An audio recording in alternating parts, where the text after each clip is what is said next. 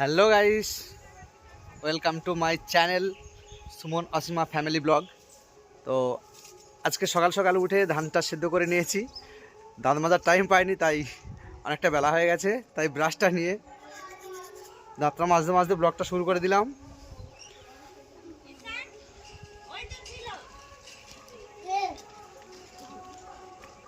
দেখো সকাল সকাল আমরা কাজ করে জব্দ, আর আমার ছেলের অবস্থা দেখো। সকালবেলা কুরকুরে কার জন্য? তোর না ভাইয়ের? এ কেক কার জন্য রে?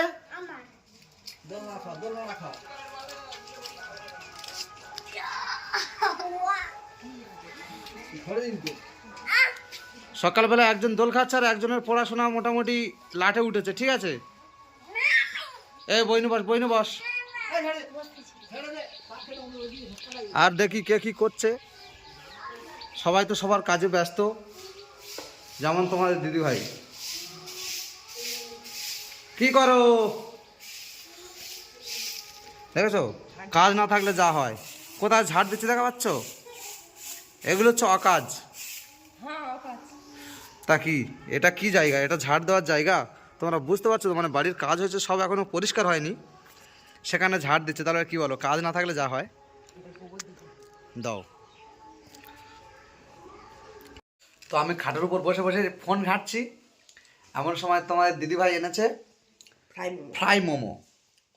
আসলে এটা মোটেও ফ্রাই মোমো নয়। কালকে দিদিভাই মোমো করার চেষ্টা করেছিল, মোটেও হয়নি, মানে চটকে থাসা ভাতে হয়ে গেছে। সেটাকে নিয়ে আজকে তেলে ছেড়ে দিয়েছে, দিয়ে এসে আমাকে খাওয়াচ্ছে। না তবে যা কিছু করে আনুক, খেতে লাগে ভালো, দারুণ। তো হঠাৎ শুনি পাড়ায় মাছ ব্যাপারীর চিৎকার। তো ছুটতে গিয়ে দেখলাম যে এমন কিছু মাছ নিয়ে এসেছে যেগুলো আমাদের অতটা পছন্দ নয়, তাই নিলাম না, ছেড়ে দিলাম।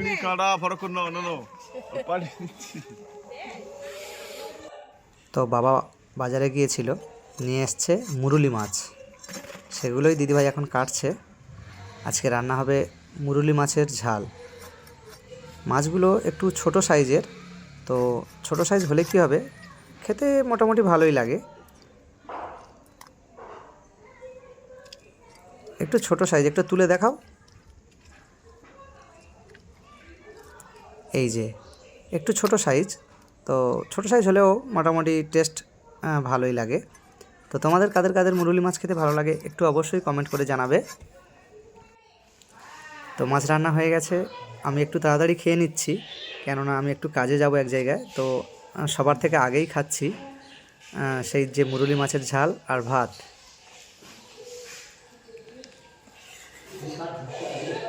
ঢাকার মতো খেয়ে নিচ্ছি।